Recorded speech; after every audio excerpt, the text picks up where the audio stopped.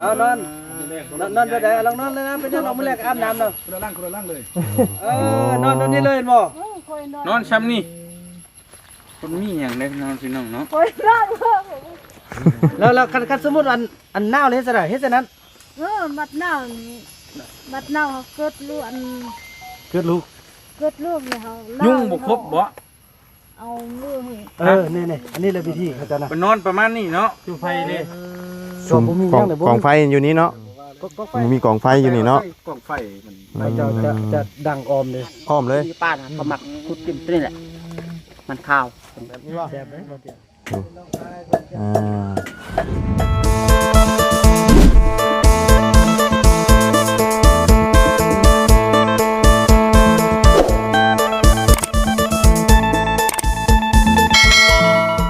พี่น้องเลยตอนนี้ก็มาบุญก็ได้มาฮอดมาถึงอยู่หมู่บ้านเผาตองเดืองเนาะก็เป็นครั้งแรกในชีวิตพี่น้องเนาะที่ได้มาฮอดมาถึงพี่น้องเลยแต่ตอนนี้ทั้งหมดเตียงก็ได้นำเครื่องของหรือว่าเป็นข้าวสารถุงยังชีพเนาะที่เป็นทางหมดเตียงนำลงก่อนเพราะว่าถ้าเอาลงมันก็เป็นอันเดียวกันพี่น้องเนาะให้คนหนึ่งเอาลงก่อนเดี๋ยวเขาจังไปหาหมู่บ้านเนาะอันนี้คือเขาจะไปเบิ่งภาพจำลองที่ว่าเพิ่นสร้างไว้พี่น้องเนาะไอ้ที่ว่าหมู่บ้านเผาตองเดืองเลยพี่น้องเลยไปเบิ่งแต่ว่าสิไปเบิ่งตัวจริงเนี่ยยังระยะทางนี่5 ชั่วโมงเนาะขึ้นภูเขาพี่น้องเลยย่างอย่างเดียวได้5 ชั่วโมงเนาะเอาก่อนอื่นก็กราบสบายดีและสวัสดีพี่น้องกันเบิดสุขุสุคนพี่น้องเนาะพบพ่อกันอยู่หมู่บ้านเผาตองเดืองเนาะฝนกระตกดินปล่อยๆเนี่ยพี่น้องเนาะกันมาฮอดมาถึงทีมห้อยเนาะไปซะพี่น้องจังไดก็เป็นยังไงก็ไปเบิ่งน้ำกันพี่น้องเนาะนี่เนาะเป็นกระตุกที่ว่าเพิ่นถักพิงเนาะเขาก็ได้เอาอย่างลงเรียบร้อยพี่น้องเลยทางนี้ก็ได้ทีมงานยังก็ลืมนะ สบายดีสบายดีสักจึกซักเนาะโอ้โดยสบายดี โดยสบายดีโดยเนาะทางนี้ก็บ่าวบุญนำเนาะสบายดีเด้อบอกสักจึก โอ้ยสบายดีบ่ยาว ทางนั้นบ่าวยังบ่าวแซงบ่แม่นบ่ อันนี้บ่ไล่ เนาะโดยอันนี้นกน้อยบรรณานี่โดยอ๋อโดยอันคำพูดบ่ทันเปิดช่องเลยอย่างบุกาปากนั่นไปเบิ่งไปอันนี้สิพาไปเบิ่งอันที่ว่าอันภาพจำลองบ่แม่นจำลองก็คล้ายๆประมาณนั้นก็ได้เนาะที่ว่าเฮ็ดเพิ่นเฮ็ดไว้บ่แม่นมองเพื่อนมันที่ว่าเพิ่นอยู่ดั้งเดิมบ่แบบดั้งเดิมกล้วยหน่อยที่ว่าเขาเจ้าอยู่ในป่านะเพราะว่าเขาเจ้ามาเฮ็ดเป็นเขาเจ้าปลูกเองเลยทุกอย่างเป็นของเขาเจ้าปลูกเองแล้วแบบยุ่นเขาไปอยู่ในป่าเบิ่งเขาเจ้าก็นอนแบบนั้นแท้ๆนะในป่าแบบใดในนี่ก็แบบนั้นโอเคซาลีไปซาลีเอ้ยมาซาลีคือไผคือดังแท้ซาลีคือคนดังเป็นพี่น้องเผ่าตองเดืองในชนเผ่านี่แหละเพราะเราเป็นคนอันทำอิฐอยู่ในเผ่าที่ว่ามีความอยากเปลี่ยนแปลงตัวเองนะอยากออกมาแม่นอยากออกมาแล้วก็ให้ทุกคนปากนี่เนาะบอกกับพิษพัดได้ก็จังซี่แหละจึงเกิดมาเป็นกระแสขึ้นมานะห้องเพลงห้องก็เป็นบรรลุยุยะไปเท่านั้นเลย MV เด้น่ะจาก MV เลยจันจาก MV แหละอันMV เพลงยอดน้ำให้น้องมาเดินคนเอ้ยมาเดินคนเอ้ยแต่เป็นนางเอ็มวีมาเลยแสดงเพลงของบ่าวบุญนำเองเนาะยอดน้ำให้น้องเนาะยอดน้ำให้น้องเอาเพิ่นไปแสดงเลยโอ้บ่คือแสดงตัวจริงเลยมดอันยุ่งกัดกันลุ้นบ่ตบเลยเต้มกับบ่ตบแสดงเหมือนจริงเลยไปโดยเนาะไปพี่น้องเลยเป็นจังได๋เนาะโอ้น้ำหนักข้างเลยเนาะนี่แหละก็จะไปนอนอยู่นี่แหละเพิ่นน่ะบ่ได้ไปเชิญแหละไปอยู่กับเพิ่นพาลูกกับเมียนอนนี่แหละประจำโอ้นอนอยู่นี่เลยโอ้เป็นเฮือนครัวเป็นเฮือนนอนอยู่นี่เลยจะมีลูกน้อยมาอยู่นำกันโอ้นุ่มถ้าก็นุ่มว่าต้นเดือนนี้แหละเอาไปนำพอเท้าไม่เท้าใช่อันนี้บ่ บ่มันปลูกมันเขา มันบ้านเฮา เบิ่งไปเห็นล่ะ แต่แบบ เบิ่งเฮา เพราะขึ้นไปเบิ่งอยู่เทิงพุ่นเนาะอันนี้คือบ้านที่ว่าเพิ่นสร้างให้เนาะแต่ว่าเป็นหลังหญ้าเลยพี่น้องเอ้ย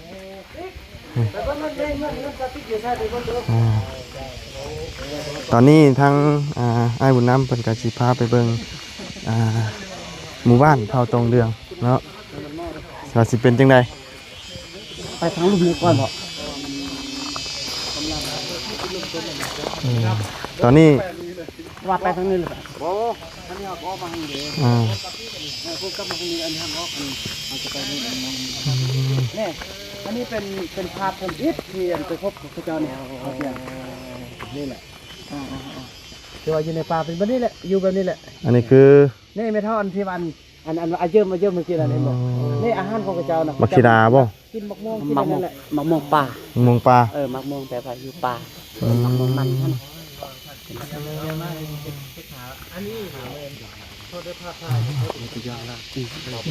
เอาบุญน้ำมอบเป็นคนไทยไหม โดยนั่นแหละนี่อันนี้คือแบบรูปที่ว่าอันนี้ไทยจากอันนี่แหละจากมือถือบ่าวบุญนำเองเนาะก็ถือว่าตอนที่ว่าอยู่ในป่านี่บ่าวคำน้อยเมื่อกี้น่ะเห็นบ่นี่อันนี้แหละอยู่ในป่าใส่แบบนี้ได้อยู่ในป่าน่ะ อันที่ว่าแก้เสืออันบ่ แม่นบ่าวคำน้อย อันนี้ก็แม่เท่าที่ว่าเท่าเมื่อกี้หั่นน่ะเซินเด้อขึ้นไปเบิ่งหมู่บ้านแบบดังเดิม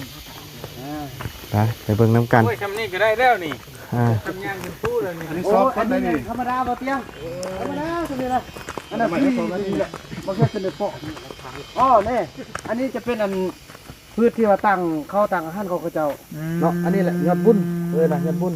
เขาจะเอานี่ คล้ายๆวายเนาะ แม่เลยในจงอนุรักษ์ไว้ เอายางก่อนเนาะ มีข้าง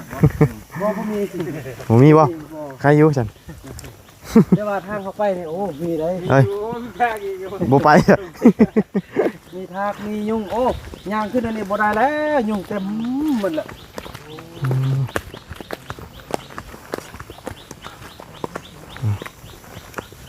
อันนี้จะเป็นบอลที่ในตอนนั้นเบานำสุดาขึ้นมานอนที่นี่ เนาะ ก็จะมีทางแม่เพิ่นก็กำลังตรงจะกำลังให้พัฒนาให้เป็นบ่เที่ยวโอ้เมื่อยเติบเนาะเกิดขึ้นตรงนี้ ใส่น้อบ้าน นี่อันนี้จะเป็นบอลที่อันบ่คำน้อยแล้วนอนเมื่อกี้กำลังนอนเมื่อกี้ตอนนี้กำลังพัฒนาว่าทางที่นู่นที่ตู้นี่ตอนนั้นป้าเพิ่นอันนั้นทางนู้น ตัวมาเที่ยวมาพักอยู่นี่เลยก็ได้เนาะ โดยแม่นแหละอันนี้ประตูเข้าหมู่บ้านแบบดังเดิมไปเลยพี่น้องวันนี้ สลี่นำทางเด้อนำไอเจียงไปเด้อเพิ่นขี้เนาะเพื่อนเพิ่นอยู่หลังใดพี่น้องอันนี้ก็คือความจริงเนาะอยู่ป่ากับแบบนี้อันนี้รถกระทางเราสักจึกอันนี้ บ่รถบ่าวสักจึก เป็นแนว 0099แม่นบ่บ่แม่นเนาะ98 นี่แหละทางเขาต่อไปก็จะเฮ็ดเป็นอันยังดีๆนะเป็นเสาหลักเสาใหญ่ อันนี้คือทางเข้าหมู่บ้านบ่ แม่แหละเส้นเที่ยววิถีชีวิตของเผ่าตองเหลืองแบบดังเดิมเนาะตัวนี้เนาะ อ๋อ เขาแต่ว่าสาธิตเลย อันนี้แบบอยู่ในป่าเขาจะเป็นอันนี้แหละบ่เตียงเลยไปย่างเข้าไปในนี้ บินเลยนะ แม่นเลย โอ้ โอ้นี่เด้พอแล้ว นี่อันนี้เป็นหลักที่หนึ่งนี่แล้ว ประมาณนี้เลย หน่อยนี่แหละนอนแบบนี้เลยแหละ โอ้ ทำดิตอนนี้จะนอนแบบนี้บ่ สวัสดีจะนอนแบบนี้บ่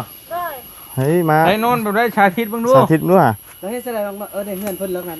แต่อันนี้เป็นเฮือนเพิ่นนึงกันนะไปสาธิตอยู่เฮือนเพิ่นเนาะ เพื่อนอีกคนนึงนี่ฮะ นี่แหละ ไปฉัน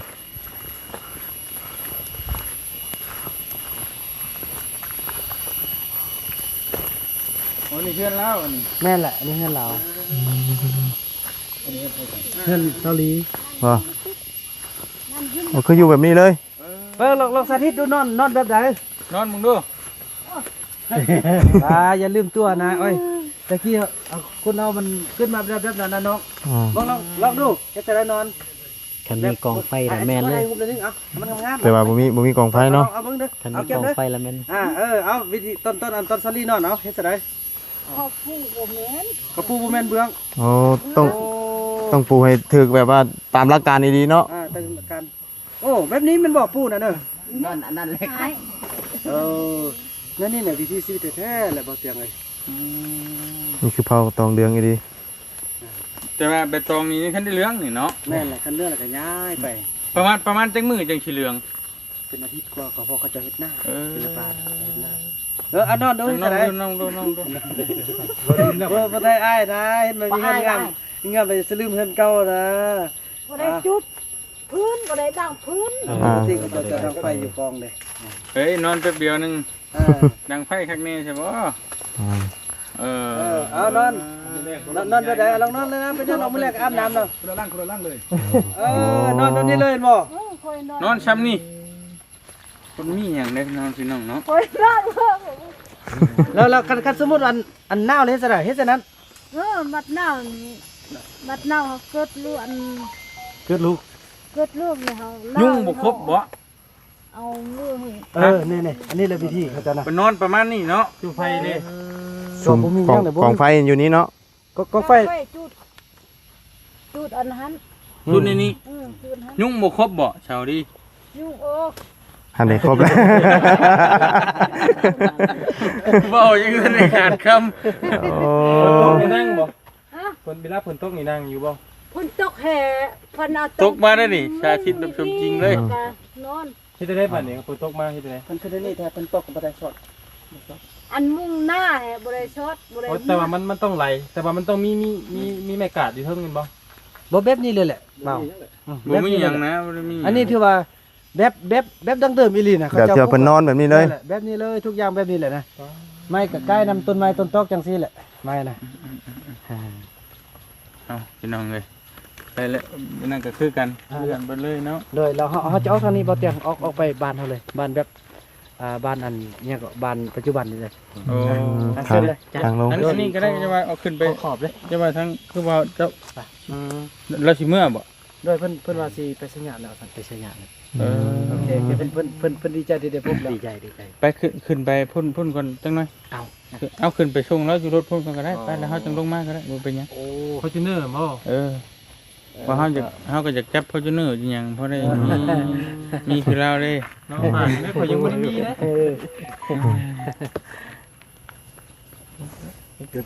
เนาะถ่ายรูปถ่ายห้อยเลยพี่น้องเลย เดี๋ยวไปเดี๋ยวมา ค่อยๆไปดู ค่อยกับลูกสวรรค์เหรอแม่ เป็นอนามองพักพิงทางอนา พ่อนกายสวรรค์สารวัตร สาวสาลีบอก เจ้าคิดเห็นไป เนาะ เจ้าคิดเห็นไป ที่ว่าเพิ่นเคยอยู่ในป่า บ่เจ็บ นี่ บ่ คือมา เจ็บทีเนี้ยสิให้กัน ปลุกไว้พี่น้องเนาะอันคือนอนแบบนี้จะสิมีกองไฟอยู่นี่เนาะตามที่เพิ่นได้สาธิตให้เบิ่งพี่น้องเนาะอยู่แบบนี้เลยฝนตกมากก็ไหลแบบนี้เลยพี่น้องไหลลงไปเนาะจำเป็นต้องอยู่เนาะเพราะว่าอยู่ในป่าในดงเนาะพี่น้องเป็นแบบนี้เลยเนาะพอต้องเรื่องพี่น้องเนาะมาพี่มาดิ แต่นี่เนี่ยเพิ่นเฮ็ดให้จำลองไว้คือเนาะ เป็นภาพจำลอง แต่ว่าคนบนบริยูแล้วบรินอนแล้วเนาะ การแสดงอันเนี้ย การแสดง ความจริงเขาก็จะเอามาแสดง บ่ยังไง อืม บ่ให้อันว่าเพิ่นเอ้ยมันหยังก็บ่ให้ชูนหายเนาะ แม่น อนุรักษ์ไว้ อืม ตอนนี้เนี่ยเขาก็จะได้พัฒนาแบบนี้แหละถ้ามันเป็นแบบเป็นจุดท่องเที่ยวหนึ่งที่ว่าไอ้หลายท่านที่ว่าเข้ามารับชมเนาะ อืม ตัวต่อไปก็จะมันมีหลายๆอย่างกิจกรรมหลายๆอย่างภาค ใช่ พุทธมันอหย่างต่างให้เห็นแบบตัวจริงเลยในต โอ้ อนนั้น ปลูกมีมันอีกอย่างอยู่นี่เลย แม่นถ้าดังไฟขึ้นนางรีวันโอ้ไอ้บ่ได้ดังไฟนะ อ๋อ เราก็อยากแสดงแค่ อ่า ความจริงนี่แหละ ต้องมาบรรณาต้องเอากระไฟมาแล้วก็ฟื้นมาเตรียมไว้ก่อนเนาะให้มันคือเนาะ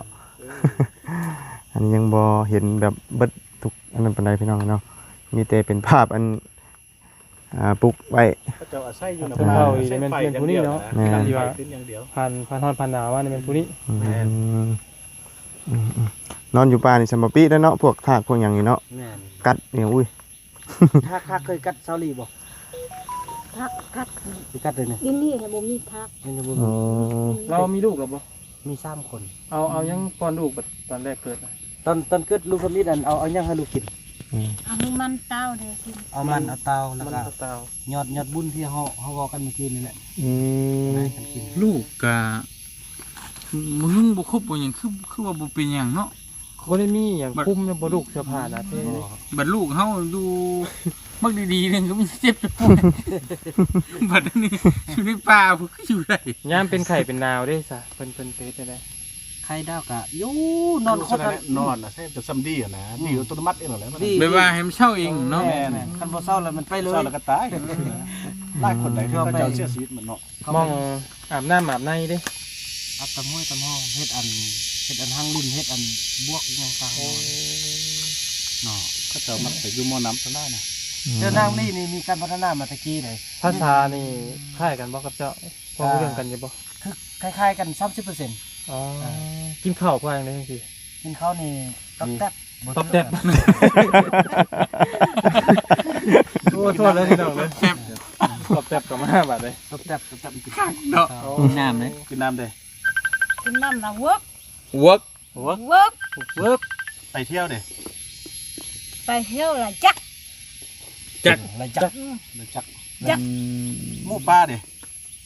ชิง ชิง ชิง ปลามอมเลยว่าซะได้ก็ม่วนได้ก็ น่าสิแบบปัน เล่นบันโอ้พอคนผู้ชายแล้วมันลักกะการ โอ้อาย อันนั้นคนผู้ชายเนาะ ของซ้ายผู้หญิงล่ะสิแบบบัน สำแบบบอล แล้วดุ้งดิ โอ้อาย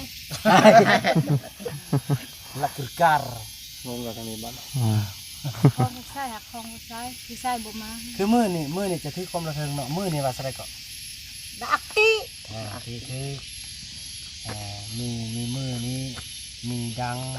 มีเสบืออนุญาตเรามีตีนเฮานะ หน่อย จะถือความมันขมุเฮาเนาะคนนี้บ่ถึงไปคนละแนวอักดุรยัก แต่ว่าก็เป็นอีกภาษาหนึงเลยบ่ แม่น แบบภาษาที่ว่าอยู่โหลดๆเลยนะเนาะบ่มีไผ อีกเป็นเผาหนึงเป็นเผากลี้เลย เพราะว่ามันต้องเป็นภาษาหนึงจังเป็นชนเผ่าหนึงนะ แม่น ถ้าว่าคือกันก็ต้องเข้าชนเผ่าเดียว แม่น โอ้พี่น้องเนาะเพราะว่าประเทศลาวเขาก็หลายชนเผ่าเด้47 48ชนเผ่าพุ่นเนาะพี่น้องอยู่บ้านนี้ไว้ขนาดคนลาวนํกันก็ยังว่าบ่ฮู้เรื่องนะนี่ไปเว้ากับชาวลีคำแล้วบ่เว้าคำเราบ่เว้าภาษากลางกับหมู่ ไปเจออยู่ในป่านี่ก็เนาะสบายดีนี่ก็บ่จักต้องหน่อย กะ เนาะ แต่มีคนเข้าไปหาเรื่อยอยู่บ่คนผ่านไปผ่านมาบ้านเราน่ะ อยู่ตอนอยู่ป่าบ่คือเขาเจ้าจะบ่ได้อยู่จุดเดิมนะเขาเจ้าจะขึ้นย้ายตลอดเนาะย้ายไปตลอดน่ะเลย ไปเรื่อยๆบ่ ไปเลย เอาคุณใหญ่ไปตลอด เอาไปตองเดืองเด้ ใบตองเรืองแล้วก็ เดือน ความ ก ห ระ มาย ตัด ความหมาย เดือน ที่ กระ ว่า ตัดมาใส่ไม้บ่ได้ โดยนั่นแหละความหมายว่าต้องเรื่องในย้อนยังคือว่าบริเวณนี้เนาะมันจะเพือกมัน เบิดแนวกินแล้ว แม่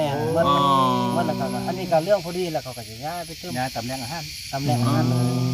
ชีวิตของซาวลี่เลยเนาะแต่งเป็นบทเพลงได้แล้วได้เนาะ เลือกเกิน ก้น มา มัน ให้ นี่ก้นมันนี่จะบ่ก้นเอาหากมาได้บ่ก้นเอาต้นได้ก้นเราจะจ้งไว้เพื่อให้มันบนเก้าเนี่ย ลงตรงอีก เพื่อว่าเขาเปลี่ยนเขาเอาอะไรเก้าได้ ให้บ่บุญนำเข้าไปลุยจักว่านะ ไปน้ำบ่ เอาไปเจ้าขาคอย ฟังบ่ ที่ขออนุญาต โอเค ได้ทำไปได้ ทางปลอดภัย เดี๋ยวบอกกันนี่ก็คินี่ป้ากันเลยมาอยู่ เมื่อกี้นี่ว่าไป บ่อยากจากเวลาก็มาไล่บ่อยากไกลเวลาก็มาผากดู เฮ้ย เวลาดีๆมักจะสั่นคอนะ โอ้ย เวลาเงี้ยวๆเอาไว้หวังว่าสิมีโอกาสพอกันไหม ถ้าได้ลุงไปสวรรค์พ่อแน่นอน ลงไปแน่นอนลงไปแน่นอน โทรหาโรด ได้ ปีกไก่ชินูโรด แม่นว่าหาเดือแอดนะ นั่นแล้ว โอ้ยคอยไปเวียดนามตลอดทางนั้น โอ้ยปีกไก่ชินู โอ้ย เย่ตาเจ้านั่นแหละ อยู่หันเล่นบ่ อยู่หันแล้ว โอ้โอเค แต่พอถึงว่าอยู่หัน100%หรอกแต่มัน อยู่ใกล้ๆเนาะ บ่กินลักนะบ่จักลัก บอลคอยไปพ่ออันน่ะอันยังเกาะ เด็ก ถามไม่ค่ายเป็นไก่น่ะก็ฮู้แล้วอืม ซื้อหยังเนาะเพิ่นลองตุ๊กตาบาร์บี้นะลูกเพิ่นมากๆนั่นน่ะ เพราะเขายังบ่ฮู้เลย ตาบาร์บี้นะสิกระเจี๊ยบ ต้องใส่ราคาปิ้งไก่ เออ โอ้ เดี๋ยวเจ้าเอาเลยนะผมชื่อช่องแล้วร้องเพลงจินตลาอย่างนะชื่อเราไม่ยังเนาะลูก แต่ว่าก็มักอยู่เพลงแล้วแต่บ่ฮู้เลยบ่ฮ้อง ได้เด้อ โดอยู่ดีมีเฮงเดินทางปลอดภัยเด้อเมื่อ แม่งเด้อ น้ำกันสักคน สุคน ผู้เดียว ไปผู้เดียว อันนี้เนี่ยนอนพี่ นอนพี่อยู่ นอนพี่ อ้าวผม นอนที่เลยบ่จ้ะ เป็นหมู่เลย นอนในบ้านนี่บ่ จังหวะ เจ้านี่แหละ คันเบาเต็มท้องบ่มานี่หอดบ้านประมาณ3 โมงมื้อนี้นะโอ้โหเจ้าสิมาก็ขอรถผู้ใดแล่นมากก็แล่นใส่บ่แม่น คือแบบเมื่อวานนี่คืออนุญาตคือบทนี้บทเดียวจังได๋โอ้ยคันใดก็บ่แม่นคันใดก็บ่แบบเมื่อวานคือกันคันนี้แหละแม่นแล้วน้องๆเก็บเด้อบ่แม่น มาบ่ได้ แล่นลงไปปิดจิ๊บปดประมาณ3นาทีก็แล่นลงไปปิดจิ๊บ ขออนุญาตเด้อ โอเคเด้อ ขออนุญาตเด้อ ขอลาเลย สแนล ไปซะทางเบาเตียงกะทิจบคลิปเลยไปสันเนาะ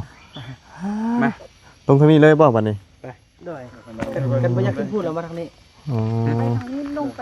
ไปง่าย ไปนั่นละดีนะยากก็ดี บ่เตียงไปก่อนบ่เตียงตอนนี้พาไอมันไปก่อนไว้ ไปเนาะ โอ้เดี๋ยวพ่อนำมาเลย อ่ามีจักอันหลังคานี่น่ะ มีอยู่ครอบครัว อ่า 7-8หลังคานี่แหละนี่ 18หลังคา 1 2 3 4 5 โอ้พุ่นกระแมน ด้วยเฮาจะได้ต้นกลับบ้านไปเลย หอมเด้ หอมเลยโดยนอนแบบนี้ คนนะข่อย เขานอนไป ข่อยจะมืออวดว่าข่อยได้มา อืม ได้ยินแล้ว ข่อยข่อยบ่ได้เข้าป่าข่อยก็ มานอนอยู่นี่เนาะ ไอ้กระบอกเขาอยู่ป้าแล้วเดี๋ยวนี้ อืมนอนคดพร้อมดิ เป็นไร คดนอนคด มันเปียกเลย บ่ต้องปิ่นบ่ต้อง เฮ็ดคือซาลี่นะเอา บอก แค่ ว่า มุ่นนะ เปื้อนอ่า แค่มุ่นนะ นั่นแต่ หมุนนอนหมุนแขนนั่นแหละ สั้นแล้ว ต้องคือหนาวพร้อม หน้าได้เหรอ สั่น มันบ่หนาวกันหนาว แต่ว่าแล้วน่ะยุ่งอ่ะ ยุ่งเดี๋ยวว่าเลย มันมีกล่องไฟอยู่นี่เนาะ กล่องไฟมัน ไปจะดังออมเลย พร้อมเลย เลยคันนี้2คนก็ดังหันบางเทื่อดังเขาทางกลาง โอ้เนาะ ที่บ่ นอน ที่ กลุ่ ได้ ม หนาวเนาะ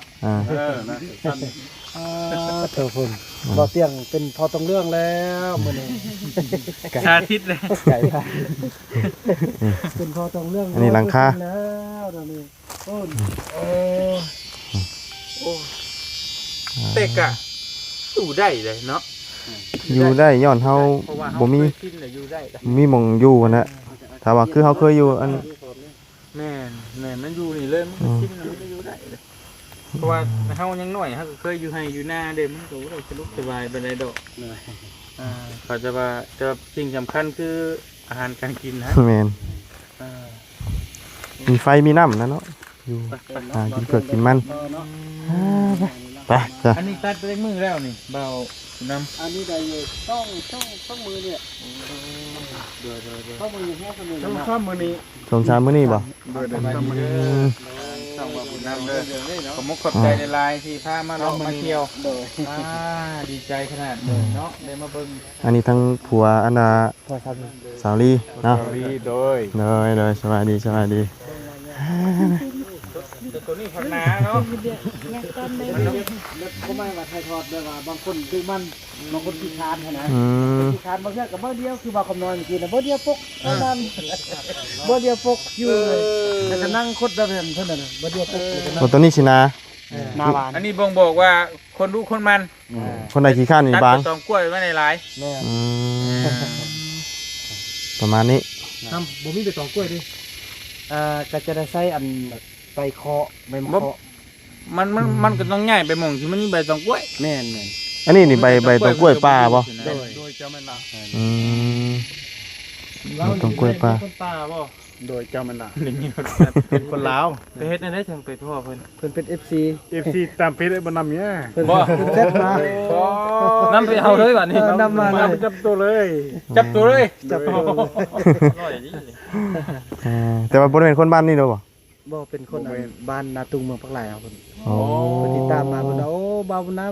ำค่อยติดตามอยากมักเซาหลี โอ้เว้าทีเลย อ่า บอกว่ามักชาลีเลย นั่นแหละ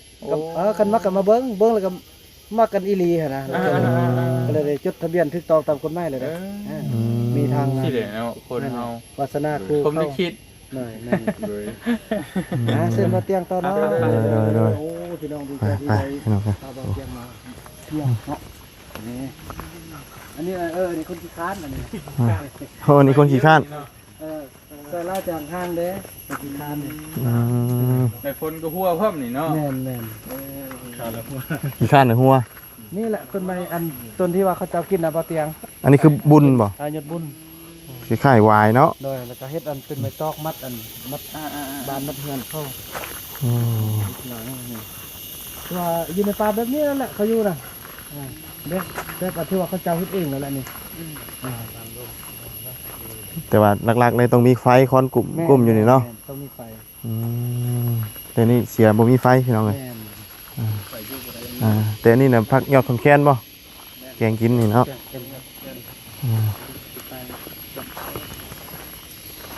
เอาเนาะ เนี่ยบ่เตียง ฮะ อันจะว่าอยู่แบบว่ามีสิ่งหนึงที่ลึกลับเนาะลึกลับที่ว่าอยู่บ้านเขาเจ้าน่ะสมมุติเฮือนหลังนึงเนาะเขาจะมีช่องเส้นทางออกเลยทางมีเส้นทางหนึงไปทำธุระแล้วก็เส้นทางหนึงจะไปหากิน กันว่าทางหากินเขาจะไปทางหัวแต่ทางไปธุระนี่เขาจะไปทางไปตัวนี้นี่แหละเขาจะเสี่ยงเลย เพื่อบ่ให้มันซนนั่น นี่ คนฉลาดของเพิ่นเนาะ นี่ อืมเบิดเนาะหลังอยู่ท้าย นี่แหละยังลัง มีอีกหลังหนึ่ง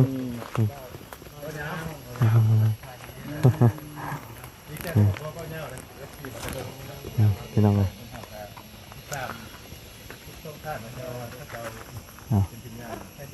หลังนี้พี่น้องเลยอันนี้บันไดขึ้นยังไง มันบ่บาตะเฮาขึ้นเอาพึ่งเด้ เคยจะขึ้นเพิ่ง ขึ้นเอาพึ่งน่ะ โอ้ อันนี้แหละ หาก็ขึ้นเอาไม่ไหม้นี่ โดยแท้ เอาเพิ่ง ตะเฮาเอาขึ้นเอาพึ่ง ขึ้นเอาเพิ่ง เขาจะขึ้นเพิ่งกันหากินเขาจะ ขึ้นหาอยู่หากิน นี่ เนาะ เขาจะขึ้นตามนี้เลยเด้ อันนี้ขึ้นดีๆด้วยชาคิดบ่ ขึ้นดี ขึ้นดีเลยขึ้นดีเลย ๆอันนี้แหละหางเพิ่งกันแหละ 5G นะบ่เตียงอยู่นี่นะ 5G เลย อืม บ่เป็น 4G นะ 5G เลยคมจริงเลยนะ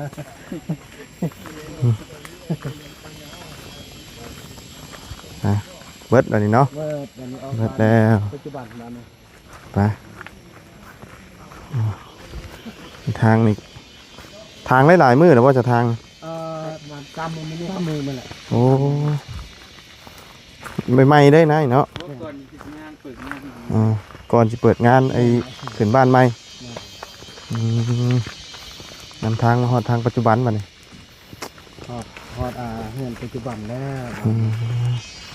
ครับมันก็บ่ปวดท่าปานใดเนาะ มันลงเนาะตอนขึ้นฮะปวดขา มักต้องบ่ แม่นแหละโอ้ถ้าบ่ตายคือมาตองเนาะ โดย โอ้ ในมันอันน่ะเขากินอยู่ป่าขุดน่ะมันอันเนี้ยในตัวนี้แหละมันเขากินอยู่ป่าน่ะเขามักขุดกินตัวนี้แหละมันข้าว แซ่บเด้บ่เตียงว้า เครือนี่แหละ นี่ ที่ขายมันเทียนนะมันเขาเอิ้นเนาะ บัดนี้ขุดนี่เพิ่นเอาหยังขุด เอาเสียมแบบนี้นะเขาขุด เพิ่นก็มาซื้อเอาเพิ่นหยังพี่เนาะ เอาของปลาของดมมาแลก มันนี่แหละ เทียนเอาอยู่ข้างนอกเอา มันมีซอสซิลิโนซิลินี่เขาขุดแล้วมันข้าวไวเส้นนี้เส้นหนึงอันมันอยู่ตามให้ตามส่วนเนี่ยอันเคยใหญ่ๆเนาะมันอยากข้าวโตใกล้นะตัวนี้เขาขุดไปประมาณน้อยนึงก็คันบ่มีอันนี้เขาขุดเอาเบิ่งก็ได้ตึกมันมีหักไม้อันนี้ขุดมันได้ บ่เป็นหยังบ่เป็นหยัง เนาะ มันตัวนี้แหละ เอา โอ้ฮอดบ้านใหม่เฮาละ เลยทางออกโอ้หมักต้องกับลนถิ่มลงซื้อเนาะลายดีพี่น้องเลยเอาฮ อดมาถึงเนาะเนาะนั่นแหละพี่น้องเลยภาพที่เราเพิ่นขึ้นป้ายเนาะอันนี้เป็นเฮือนครัวป่ะจ๊ะอ๋อเป็นเฮือนครัวมองที่คือกินเนาะ ขอบใจหลายๆเนาะบอกนำ เนาะเป็นร้านหยาซุ่มเย็นดีพี่น้องเลย พาเที่ยวแล้วก็ต้อนรับเป็นอย่างดี นี่ เนาะ ทั้งอนาน้องเพิ่นกัน เด้อเนาะขอให้มีเฮงปังๆให้ดีมีเฮงของครอบ ต่ ครัว ำ เนาะ เข้าไปหันเป็นเฮือนครัวเนาะ ร่ำให้รวย ปูเทพื้นเนาะไปเฮือนครัวนี่เป็นได้ไดเป็นได้ไดเบิ่งน้ำแน่พี่น้องเลยโอ้นี่บ่ เด้อ กำลังเฮ็ดกินหยังล่ะเฮ็ดกินหยังกินกับข้าวโอ้ ให้อันเจ้าสิตำนะตำหยังกินนี่นะใส่หยังนี่บักเพชรโอ้สิกินข้าวบ่เลยฮะคือจ้อยแท้ฮะกินข้าวหน่อยบ่ เป็นฟังบ่ค่อยออกพี่น้องกันเนาะเลยตำแล้วลูกเนาะโอ้จุไฟกำลังสุมไฟเห็นอยู่ตำเนาะตำรู้หาแบบนี้บ่